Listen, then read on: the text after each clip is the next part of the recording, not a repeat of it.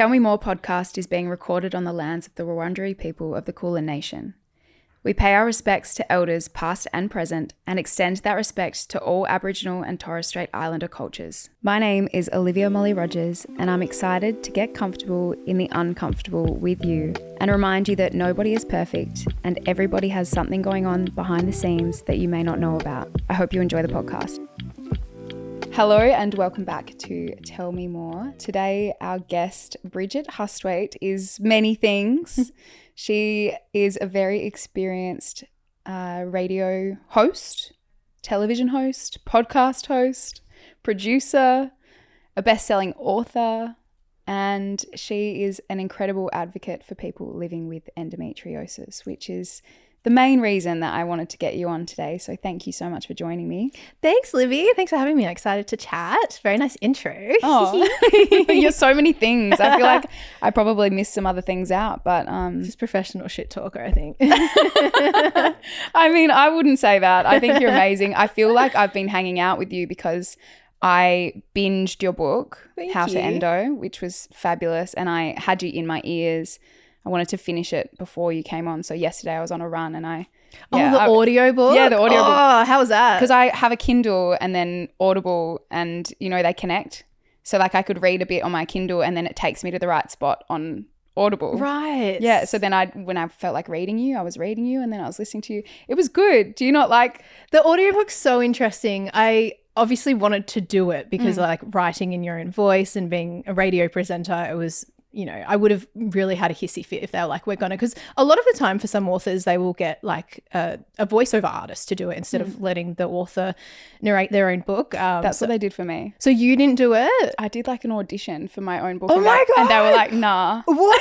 I know. So who did it? It was really offensive actually. I don't know. It's so weird. I think it's really weird, especially when it's like a memoir style. And I think it depends on the author, and because, you know, a lot of people, like a lot of authors are like introverted as well, so maybe they don't want to do it. But I think if you want to do it and you're pretty confident in doing it and you got a nice voice. Thank you.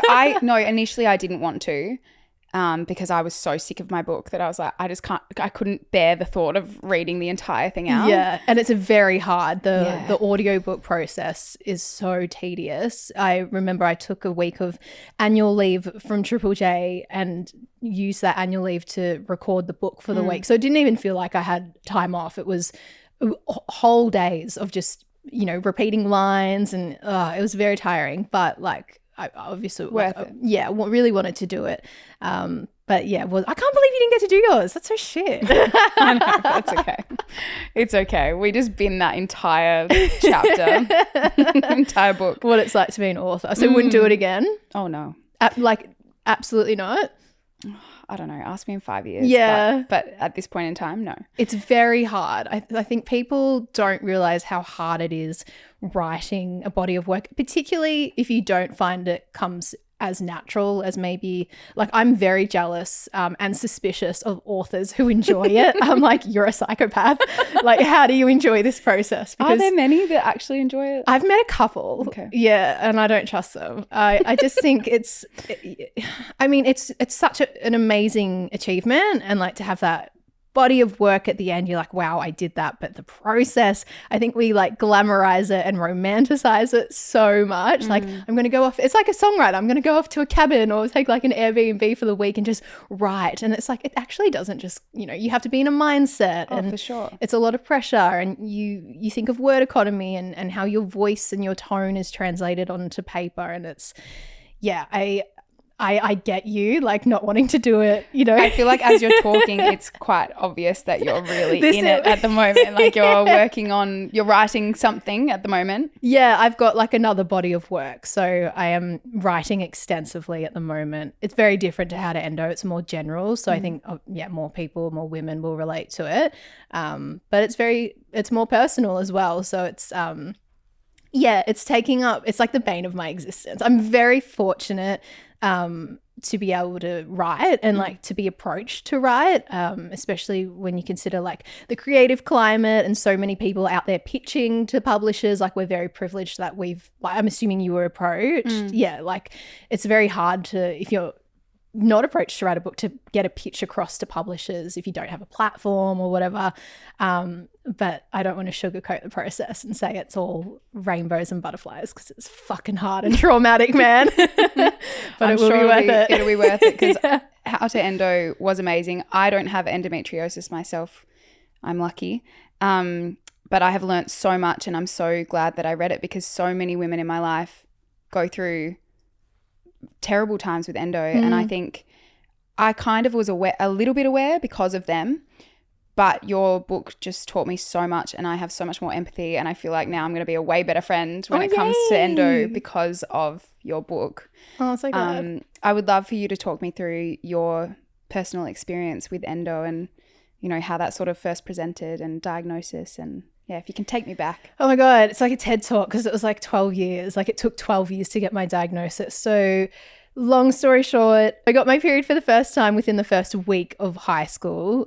So it was, just felt like a massive week of transition, felt like I was really growing up. And because I started school a year earlier than everyone else. So I was 11 years old going on to 12 in high school. Doesn't that sound scary, like starting high school so young? Yeah. Because I started in 2003.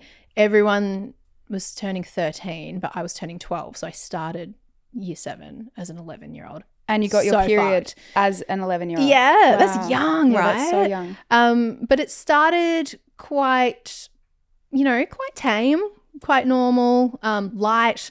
And then I guess over the next 2 years, I just remember it being really bad, like towards the end of like year 8, year 9. And it was just like heavy flow, really uncomfortable and crampy. And I've got an older sister and a twin sister, and my mum was like kind of looking at their experiences and my experience and was like, this isn't normal, like this is a bit worrying. So ended up going to a doctor around the age of 15 to talk about my period. Didn't know endo existed, was not taught about it in the health curriculum. No one in media was talking about it. Would have been great to read about it in like Dolly Doctor or something like that. Would have been really helpful, or in like a girlfriend magazine.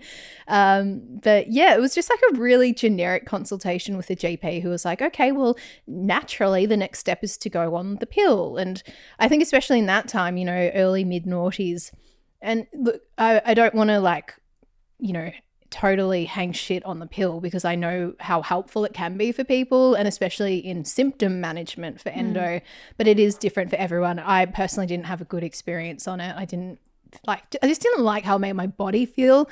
But I went on it because I just naturally trusted the GP's advice and thought that would just help my period. But the pain was still persisting whilst I was on the pill, even though I wasn't bleeding. And then throughout, as the years passed, there was other pain things happening within my body. So like really sharp abdominal pain, bloating, general fatigue, my bladder horrendous, just like constantly having to pee, and even like painful bowel movements. When I had sex for the first time when I was 18, it was like really painful, and I thought maybe it would just be like, the first few goes or whatever, but it just kept being so uncomfortable and super painful, to the point where I would just be crawled up in like fetal position after it. And my first boyfriend was really good about it and very respectful. But all these things were happening, and I just didn't think to join the dots. And I guess fast forward, 2017, so I'm 25, 26 at that stage. And what would happen, I'd get in this cycle of just going through all this pain, see a doctor, and they're like, no, it's just period pain, or just go on a different type of pill or whatever, or go see a gynecologist. When a gynecologist was brought up, I couldn't even afford to see a gynecologist because I was like earning minimum wage as a travel agent. And then, 2017, I was about to go overseas and I needed to get a pap smear, but my pain was just really cooked. And so I went to a doctor in Ballarat, where I'm from. I went to a female GP who I was recommended to see for these kinds of issues. And I told her about my pain, and my friend had endometriosis. And I was like, I think maybe it could be that. So I don't know if I can talk to someone about it. And this doctor, this female GP, and I put emphasis on female GP because I know when we talk about I mean, I don't like calling endo a women's health issue because it's been found in every major organ of the body. So it's not just confined to like your pelvic cavity or whatever. And it's not just about your period either. But I feel like a lot of commentary is like men don't get it and we should never see like male GPs, but you know, my endo specialist is a male and he is a brilliant surgeon. And I think there's just general misunderstanding across the genders and the binary on this issue. Like it's not a women's health issue. It's just a health issue, you know? So anyway, this female GP couldn't even look me in the eye. And she flat out says to me, like, she's looking very disinterested this whole time. And I'm like, this chick hates me. Like, I don't know what the vibe is. But then she like flat out says, you don't have endo. Others have it worse than you. No. And I was like, oh, okay. Well, I'd really like to see a gynecologist. She didn't do any, you know, manual examinations or prod on the symptoms. She didn't, you know, contribute anything to the conversation. Like it was just me telling her what I was experiencing and then she just responding in that way. Completely dismissed it. And I didn't even get my pap smear either. She was like, we'll do it next time. And in my head, I'm like, there won't be a next time with you, woman. Like, not with you, bitch. Absolutely, yeah, like absolutely not. But I was so taken aback by how dismissive she was. Yeah, that's awful. And I got in the car and I like called my mum and had a little teary and I was like, what the fuck just happened? And it really put me off. She gave me a gynecologist referral and she said as she handed it to me, like, only because you insist, but I don't think it's going to do anything. And I was so worried after that consultation. Like I thought she thought that I was crazy or something. I was convinced that she was going to like call this gynecologist straight after and be like, I've just had this girl come in. So if she comes and sees you, like she's just being, you know, dramatic, hysterical, whatever. So that was a really just, I will just never forget that experience. So that was 2017. 2018, I moved to Sydney to work full-time at Triple J, and I'm starting to take so many sick days and the pain's just persisting. I'm hunching over the microphone with like a heat bag trying to present a freaking national radio show. And my show was like good vibe, nighttime, new music, hype girly. And I just found it harder and harder to be that person when I was in so much pain. So I got to the point in Sydney where I found a women's health GP and she was amazing. And she referred me to a gynecologist who recommended surgery. I got the surgery done through the public health system, which is another issue, which I'm sure I'll touch on in a moment, how different it can be, the level of care that you get based on what you can afford, pretty much. There's a real classist issue to endo. But yeah, I end up having this surgery and it's widespread endo found on my bowel, my bladder, my pelvic side walls, my pouch of Douglas. Like it was a shit show. And they even said like if you'd left it any longer, we would have had to remove part of your bowel. And to hear that at like 27 is really scary because you don't expect that to happen, you know, at that kind of age. But I was really stoked to get the diagnosis because I was like, fuck yes, someone like, you know, these people believe me. It's true. I'm not making this up. I was fortunate, you know, to have the platform that I had through Triple J, that Hack, the current affairs program, covered my diagnosis journey. So there were articles. I was speaking about it on radio. I sent the links to the articles to this female GP in Ballarat and was like, by the way, just letting you know, I actually do have endo, and I would suggest you maybe like think about how you approach it in appointments. Here's the articles. Good on you. Yeah, of course I didn't get a reply. Did you send her a signed copy of your book as well? I should. Oh my god, I actually can't believe I haven't done you that. might learn some things from this. Yeah. Oh my god, wouldn't it be funny? Like the shade. But yeah, the diagnosis was really bittersweet because I was just so excited to have those answers. But at that time, I wasn't really thinking about, okay, so what does it mean moving forward? Like this is a chronic condition with no cure, no known cause. What does it actually mean for my life as I get older? And I think now in my 30s, I kind of see it in a different light. Yeah. Yeah. I think, I mean, just from what you said about the doctor and how little was kind of known or spoken about, it is one of those things that people dismiss a lot of the time. I know that friends of mine who have said, you know, they need a day off work or they need to do something endo related, it gets dismissed as sort of like a woman's issue that's period pain, and you're sort of told to just get over it. Yeah, I think also because it's invisible as well. So Yeah.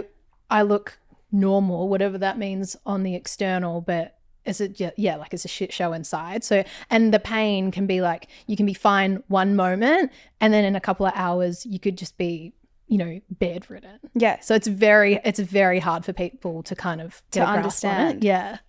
Your book taught me a lot. Can you explain what it actually is? Like when you said that they looked and it was a shit show and it was everywhere, what is it? So it is essentially disease, so not cancerous, but it is tissue that is similar to the lining of the uterus. So the lining of the uterus is called the endometrium. It's not the endometrium though. It's got similar like characteristics, but it's not the same tissue. And we don't know we don't know a lot about endo, like why this happens, and yeah, like why it I guess why, how am I explaining this? We don't know why it happens and why it's found outside of the uterus, but that's the biggest thing. So it's tissue similar to the lining of the uterus found outside of the uterus. So I think often when we think of endo, we immediately think of the uterus, and that's what leads to people being told incorrectly that they should get a hysterectomy because that will take away the endo. But you know, a hysterectomy is removing the uterus. It doesn't even happen in the uterus. There's another condition called adenomyosis, which happens within the walls of the uterus. So a cure for adeno is a hysterectomy. But by removing, you know, your uterus, you're not removing endo because it's not even found in there. So it's just like this fucking rogue tissue that's found. It has been found on every major organ. I know people who've had endo in their diaphragm. Very rare cases. It's even been found in cisgender men. Rare, but it's worth noting. Of course, non-binary transgender people as well. And what it does is cause a lot of pain, inflammation. It can stick organs together. It can really deeply embed itself. So I've had it, you know, on an ovary, and then the ovary gets stuck to the pelvic sidewall. And in my last surgery 4 years ago, they had to like separate my left ovary from adhesion, like scar tissue, and like kind of, it's so weird to explain, but like put in some sort of, not a rope, but like a barrier. Yeah, like I had to kind of get my ovary like hanging in there. It's so weird because it's just like such a little, you know, intricate area. But that's essentially what it is. So it causes a lot of issues, and we have more questions than answers as to why this even happens. Yeah, and the symptoms are very ranging. So for me, bad period is the worst. But yeah, it can also be endo belly, so very bloated belly that's like rock hard, fatigue, back pain, leg pain, pain during sex, bladder, bowel, brain fog. It's very widespread.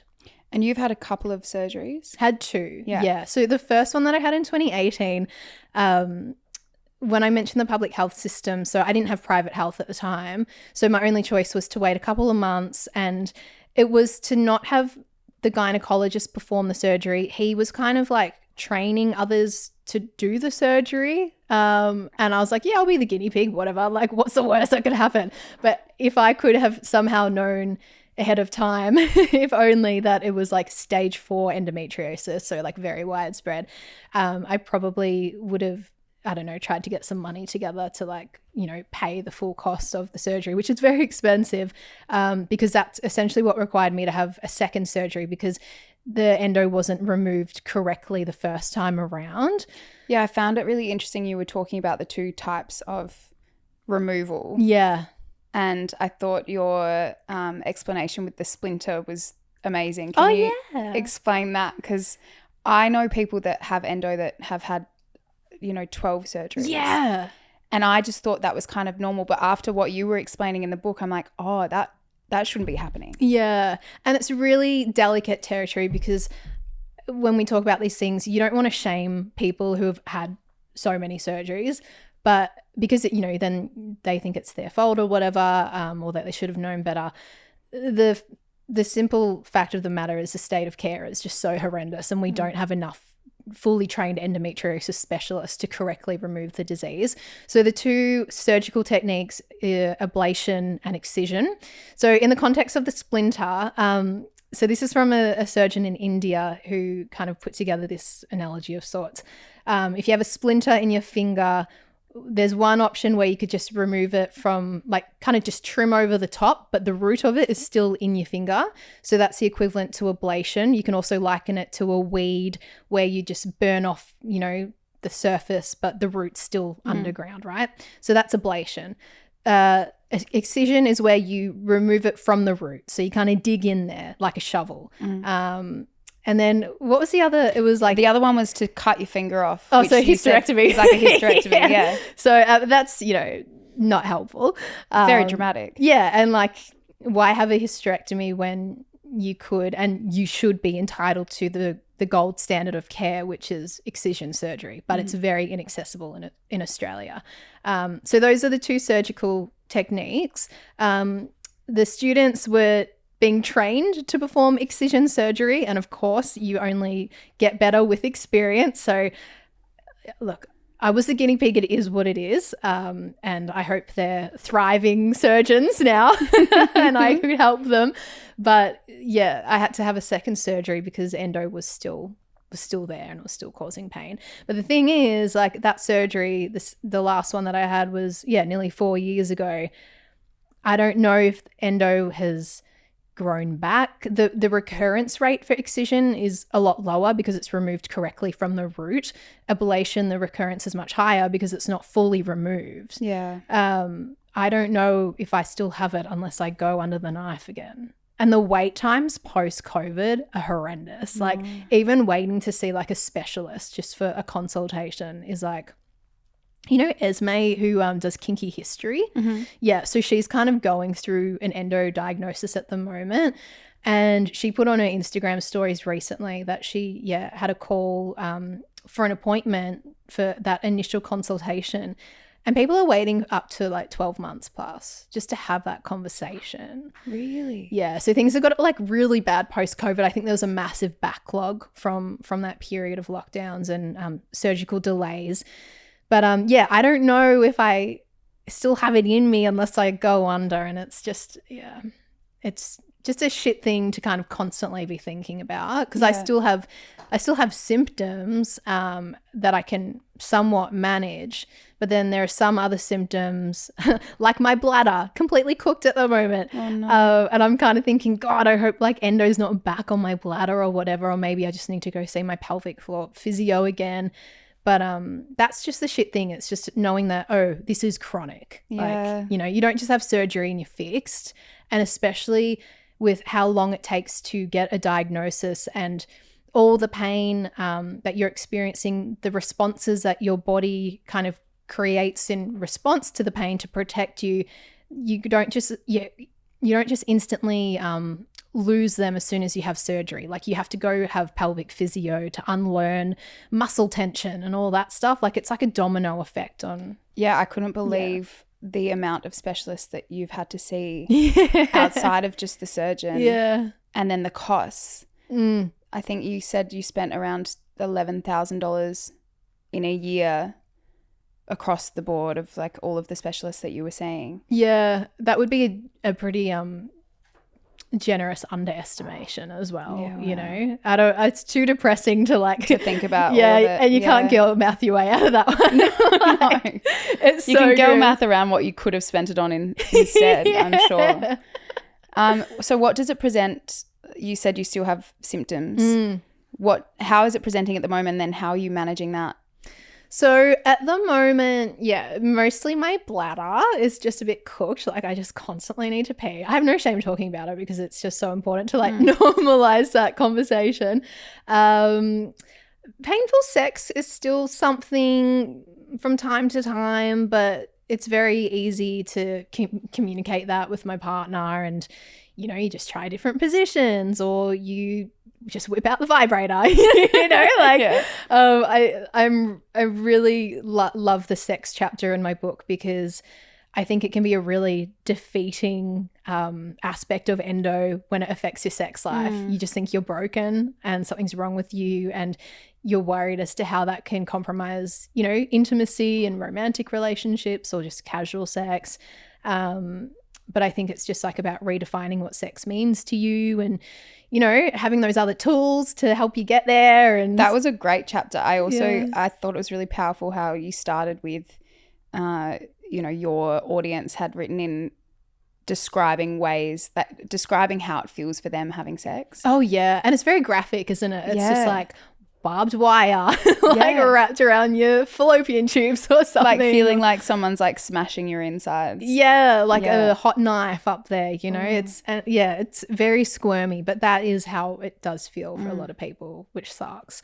But there are ways around it, and obviously with how normalized the conversation is for female pleasure and just sex in general, I think it's really important. Honestly, it's probably the bladder. I think the fatigue still really gets me. Like, it's really hard. I have to nap a lot, and I feel like shit when I have to say to people that I need a little nap, especially when I say it to like my friends who have kids now, because I'm like, I bet you they'd love a nap, and they're tired out of their minds, but like that's just life for chronic illness as well. Probably the fatigue. I think mentally it's just been hitting really different, like in this new decade of life. When I think about fertility, I've just recently turned 33. I'm in no position to have kids at this point in my life. But you can't help but think of the window, the biological deadline. And I think the urgency that's kind of created around that instills a bit of fear. Definitely. My partner's 5 years younger than me too, which is, great, because I've bought myself time there. But at the same time, it's just, you think of like, okay, if I, get pregnant when I'm 35 with baby number 1, you think about the 9-month pregnancy, the newborn, your body kind of getting back into the swing of things. Maybe if you want, I think more so about like the potential second or third child, and I don't think we think or talk about that part of it a lot. And when we think of egg freezing, we often think of egg freezing as just for the first kid. But when I saw a specialist about it, she was like, well, actually, it's important to think about if, you have the first kid and you could have, conceived that baby naturally, which would be awesome.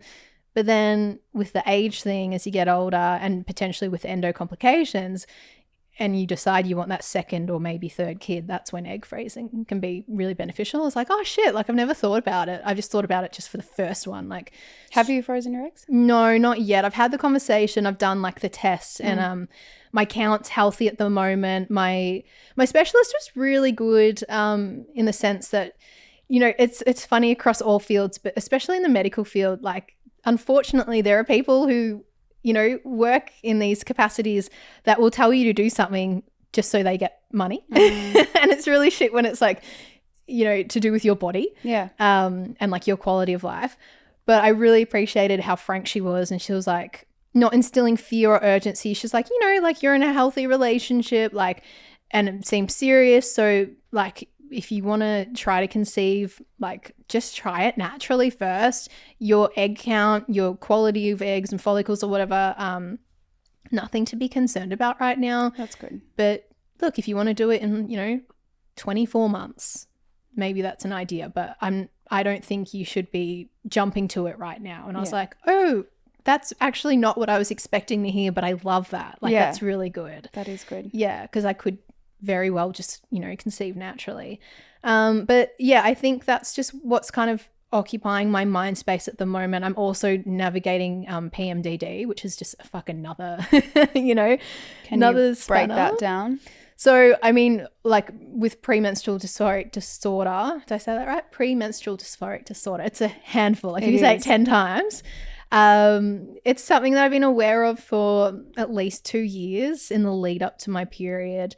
My emotions, my hormones just out of control. Really? Yeah. And it's just like, it's I guess it's got worse, but I've just been really mindful of it over the last few months and taking note of when I just feel like, you know, I've got a good life. I'm very privileged, but I literally feel like my world is like falling apart in the week leading up to my period, and I'm just crying, and I think everyone hates me, and I think my relationship's going to end, and oh, that's awful. Poor Oscar's just sitting there just like, we're good. Like, he's like, I'm just like, we're the same as we were a week ago. Yeah. Yeah. And it's just me. And it's just like it's like I'm aware of it too.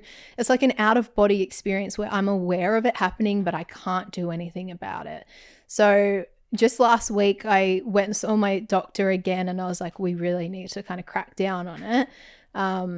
And yeah, in a couple of days, I guess I'll start taking like a low dose antidepressant. So just to take in like the 2 weeks leading up to bleeding. It's not something I have to take daily, and it's a low dose to start on. I've been really scared to do that because I just don't like taking things, you know. Yeah. And I've seen, you know, firsthand with loved ones, the trial and error that comes with it, especially with antidepressants. And I'm scared that it will, you know, really like I'm scared that it could make things worse and more debilitating and affect like work and all that kind of stuff. But you don't know until you try. And I'm feeling good about this because, again, it's a low dose and it's only for the 2 weeks leading up. Yeah. So it's like interval consumption in a sense. But just dealing with that on top of endo, like the endo diagnosis, like I said, I was really positive about.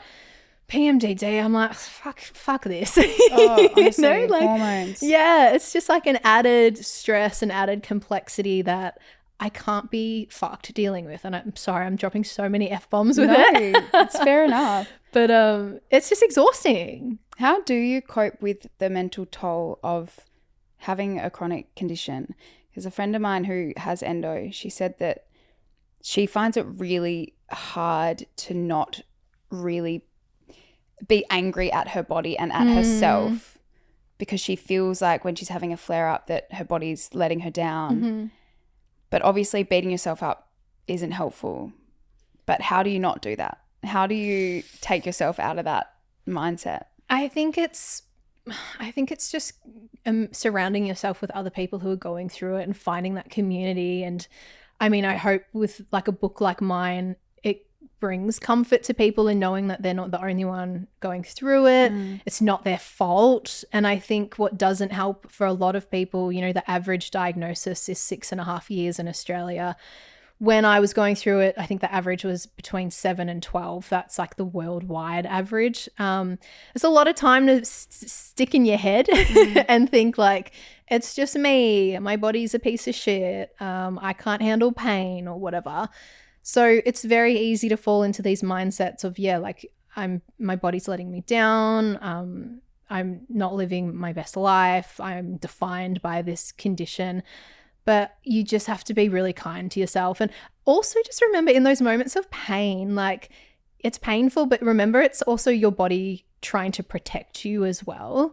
And I think we just got to give ourselves some grace with it. And like I said, finding community, you know, when I launched Endogram in 2019, it's such an amazing platform and the engagement, like, you know, if we're talking social media and, you know, from like a influencing level, you know, we love good engagement, right?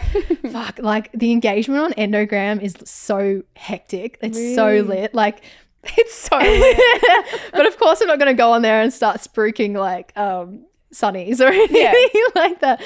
But in terms of what I mean when I say engagement is that people respond to every post and share and bare their souls in the comment section and share their experience, and then they start creating dialogue and conversation with other people commenting, and then they take it to their DMs and they form an online friend, you know. And I've made incredible friendships from Endogram just to create that platform for myself to share information. And because I was putting in a lot of my personal Instagram, but then I was like, I still want to talk about music. I still want to talk about other stuff. Let's just dedicate another, you know, platform entirely to it. And yeah, I think in the space of social media, of course, there's risk for misinformation, but there's just community. And I think that's been the biggest silver lining of it all, is finding your people on there. And like anyone who's going through an endo diagnosis, I recommend just start typing endometriosis, endo awareness in, you know, your Instagram search bar, follow the hashtags, the accounts, and read up on others' experiences and, you know, send them a message and share your story. And I think that's been the most powerful thing in I guess allowing myself to be kind to my body and have more empathy for myself and just go easy, because like I'm literally we're all out here doing like the best we can with it. Yeah. If you are having a flare up and you're particularly bloated, how do you cope with that? I think that would be really hard. And I know from my friends' experience of, you know, not being able to wear what they want to wear and that kind of thing. Yeah. I mean, the bloating ones, it's such a shitty thing, especially, you know, predominantly for women with just body image in general. I actually remember like the night before my first surgery, even just the scars that I was going to have on like on my tummy. I remember staring in the mirror the night before my first surgery and just looking at my stomach and just observing what was like a blank canvas at that point and being like, fuck, there's going to be scars on here. And I was feeling a lot of, negativity towards that. But you know, as I've got older and the scars have faded, but I've been, you know, really proud of them. The thing with endo belly, which is really brutal, is that people can get so bloated that they look like they're pregnant, and infertility occurs for up to 50% of people with endo, right? And it's so cruel. Like I've had so many messages from people who, you know, they're out doing their day-to-day business, they've got endo belly, and someone comes up to them and they're like, oh my God, when are you due? Or can I touch it? And you're like, first of all, I'm not pregnant. And second of all, you just want to touch like my hectic inflammation. Like, go off. God. Thirdly, you don't fucking say that to people. No, I literally, even if someone looks super pregnant, I will not say anything. Never assume. Unless they address it. Yeah. Yeah. Like, why have people not learned that? It's the worst. It's horrible. And I think, and it's a really cruel, confronting visual reminder for people with endo who can't get pregnant that they look pregnant. Like, it's so cruel. Yeah, so cruel. I guess in terms of like the practical remedies and stuff that I do with my bloating, like love a peppermint tea, heat bag, except living in Perth is really hard when it's hot. And I think also in my book too, there's a whole chapter on diet. And I'm not saying change your whole diet, because I sure as hell haven't. Like, I will eat chocolate and drink as much wine as I want, which isn't good for bloating, but whatever. Do what I want. I speak to Marika Day, who's a really well-known like nutritionist, dietitian, and you know, just making small changes like adapting like a Mediterranean-based diet has been really good, and like anti-inflammatory elements to it. And just wear comfortable clothing, I guess. But it is like, I think endo belly is by far one of the worst symptoms to have, because it is so physical and so confronting. Yeah. Yeah. And uncomfortable. It would be very frustrating. Yeah. I found it really interesting when you were talking about the physical therapy aspect. You know, when you're in pain, that you have a tendency, I think we all do, to sort of curl into a fetal position. Can you talk about the therapy that you had to do around that? Yeah, well, it's the number one thing I would recommend outside of excision surgery is pelvic floor physio. It's hell expensive. So if you can speak to your GP about getting like a chronic healthcare plan or something to help with Medicare rebates and potentially not having any out-of-pocket costs. There was a point in like 2019 where I was seeing a pelvic floor physio like weekly. She was a legend. Pelvic floor physio is very invasive in the sense that they kind of need to get up there. So you kind of need to stick a hand up there and it's like an internal massage. Wow. And so it's really important. Of course, you consent to it, so you don't have to do it if you're not comfortable. But I was like, get up there, you know, like do your thing. Prod the pelvic sidewalls, like, you know, poke at those muscles. Let's, you know, get them relaxed. And I was very lucky to have an absolute legend of a pelvic floor physio, Ali, who was working in Northcote at the time / Thornbury. And it's just so important to have like a medical professional that you feel comfortable around, and she was so good and so professional. She's like, I'm just going to lock the door. I'm just going to put my glove on. I'm just going to put some lube on. I'm just going to put a finger out there, and I'm like, all right, cool, sick. And I think she was probably so shocked because I was just so casual about it. Like I wasn't, I guess, shy or timid. I was just like, legs out, like, let's go. And just, we would just have normal conversation and like be laughing while she's up there, having a little pokey at the pelvic side walls. But it was so effective and really made a difference because, like you said, when we're in pain, we tend to crawl up, tense up. My muscles down there in my little pelvic palace, which I like to call it, were so tense to the point they were like, gridlock. Just, you could not, I did not have a connection between like my brain and my pelvic muscles to relax. I couldn't tell them to. So it took a few sessions to get there, and we called it butter mode. So just lying there and just closing your eyes, visualizing that you are a block of butter, saliva butter, and you're going into butter mode and you're just melting. And I guess in a way it's kind of like, your whole mindfulness meditation stuff where you really just got to immerse yourself in that state.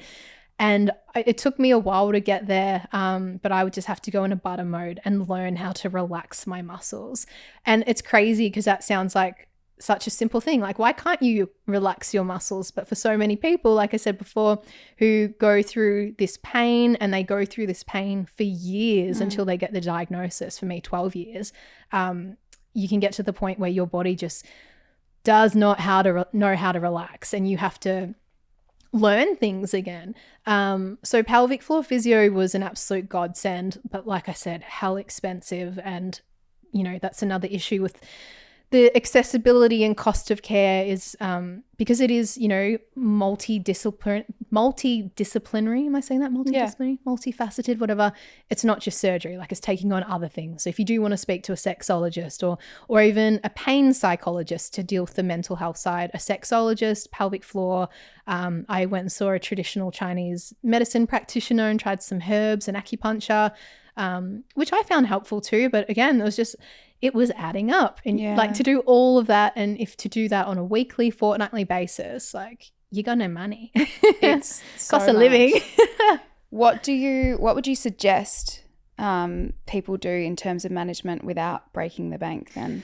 It's hard, and I think that's what I was really conscious of with my book, was to kind of not gatekeep info, or just try and get whatever info I could to put in the book, as like to introduce people to all these different, treatment options, or management options, I should say, rather.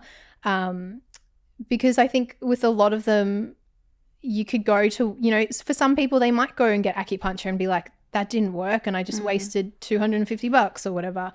Or pelvic physio doesn't work for me, which I think is rare.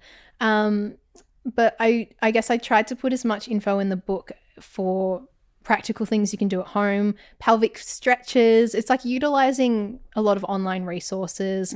But I think number one is just that conversation about getting onto a chronic healthcare plan is probably the most effective at this point. Yeah. But yeah, I rage at the fact that this stuff is so expensive for people, because and it's never ending either. Like it doesn't just thing. It's not like you can just do a bunch of sessions and then you're going to be good and carry on. Yeah. Like I haven't done pelvic floor physio in a couple of years, but I definitely need to go back. It really helped me at the time and for a little while, but it wasn't like a permanent fix. It's ongoing. So yeah. So you need to go and get prodded again. Need a hand up there. Oh God. What advice would you give to someone who is seeking a diagnosis and maybe feels like they're being, dismissed, or, what advice would you give them in terms of persisting and advocating for themselves? I would just say keep going, and it's so cliche, and it's easier said than done because it does take a toll on people, but you just have to remember that you're the expert of your own body. Like, you're the only one who lives in it, and you know better than anyone. And I'm really proud that I persisted and knew that it wasn't right, and beyond old mate female GP in Ballarat, like, still wanted to get answers, just not from her, because I obviously wasn't getting it from her. And I think, again, just surrounding yourself and finding that community that can really empower you with knowledge and just confidence But just always remember you are the expert of your own body. And always remember to, like, I think the power dynamic between patient and medical professional is so fucked sometimes. Like, we need to be walking into these consultations and these appointments with the mindset that, okay, hi, you're here to help me. Like, right now, you actually work for me. Yeah. Like, I'm paying for this service and I'm paying for your help. So that's exactly what you're going to do. I think because, you know, again, I don't like calling endo women's health, but if we're talking about the context of women's health, it's been deeply rooted in misogyny and has been dictated by men for so long.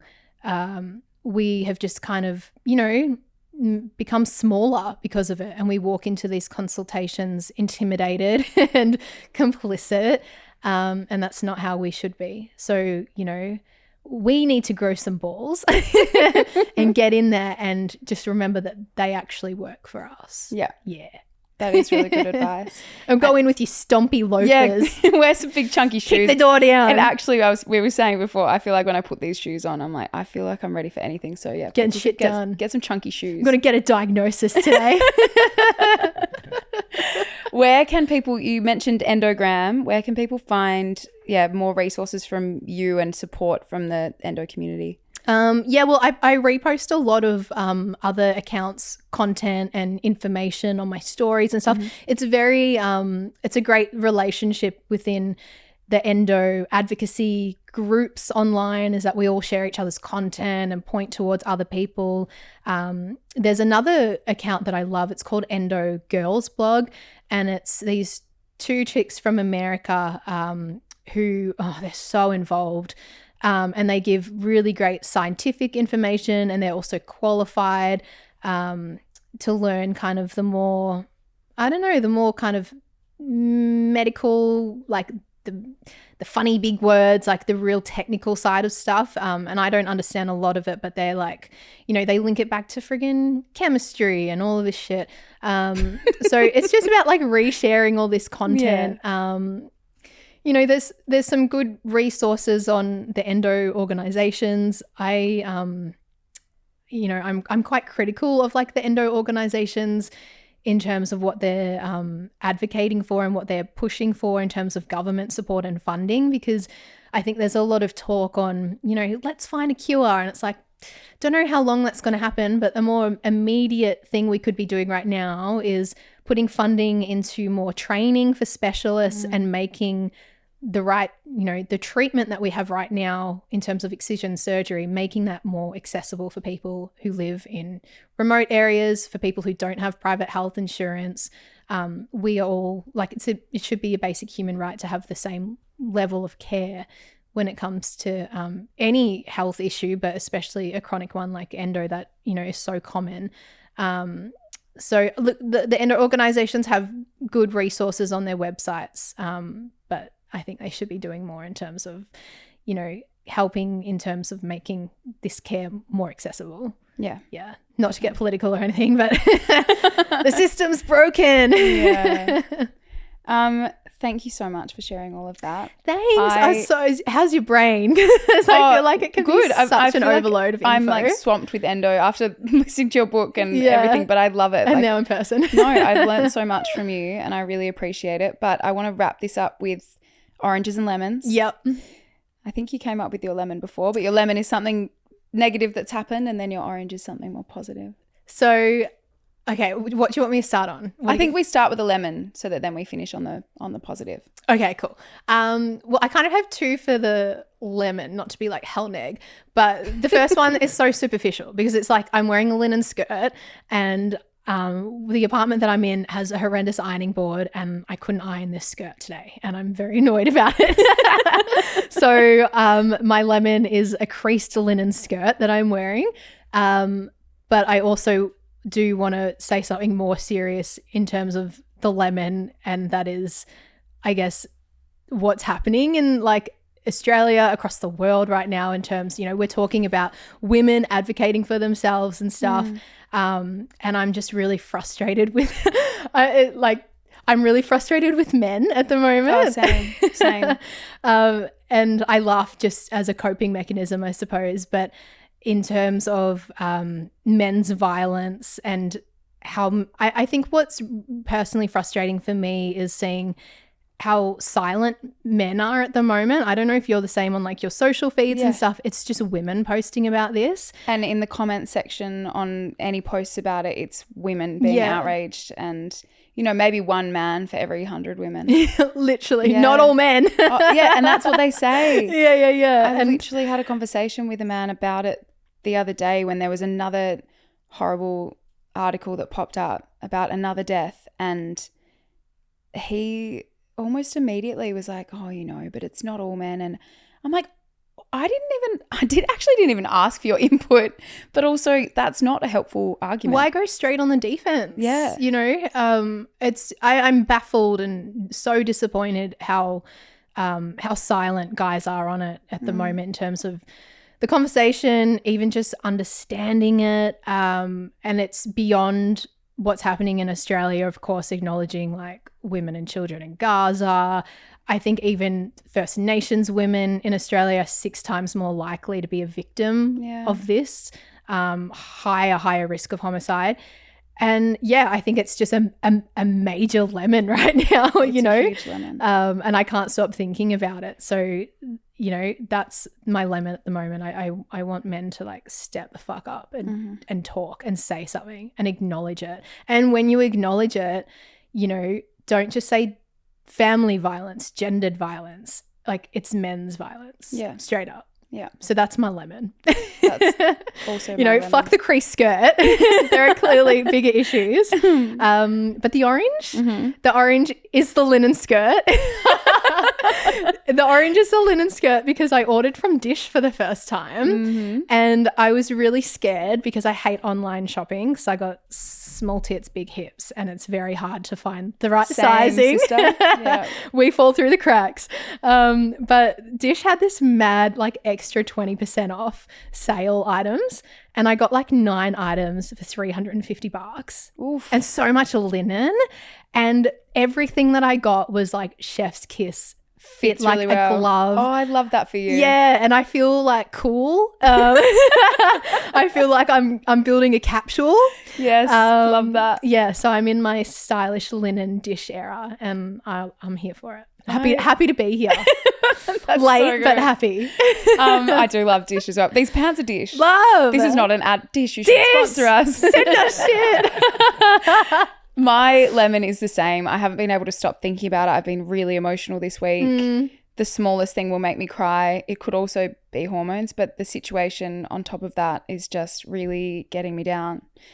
But my orange is that you're going to be going to the same thing with me today, and we're having, speaking of style and capsule wardrobes, we're having a color analysis. Yes. So then we're actually both a bit nervous because they might tell us that everything that we've been wearing up to this point in our life at 32 and 33 is wrong. It's wrong. You're not going to get it wrong. You're just fine. But I don't think we should be wearing, you know, black tops now with the color frames and everything. But yeah, for people who don't know the color analysis, it's like you sit there and they put like cloths over you so that you kind of cover you up so you only see your face and your hair, so you can focus on your hair color, your complexion, your eye color, whatever. And just, you know, go through different colors. There's 4 different categories, I think, like warm summer, warm, cool summer. Something like that. I just don't know what I'm going to be. I know. But I love wearing green. People will know soon what it is because I'm only going to wear, like, say they tell me to wear 4 colors forevermore on the podcast. I will just only wear those colors. You'll be in like some drastic like neon green next week or something. I hope not. I hope it's a color that I actually really like. But yeah, stay tuned. Yeah. Thank you so much for joining me, Bridge. You are just amazing and I really appreciate you being so open. Oh, thanks for having me, Livia. It was so fun to chat. Pleasure. Thanks for listening to Tell Me More. This show wouldn't be possible without you. If you'd like to show your support, please subscribe or follow the podcast on your favourite platforms, and don't forget you can watch full episodes on YouTube and Spotify.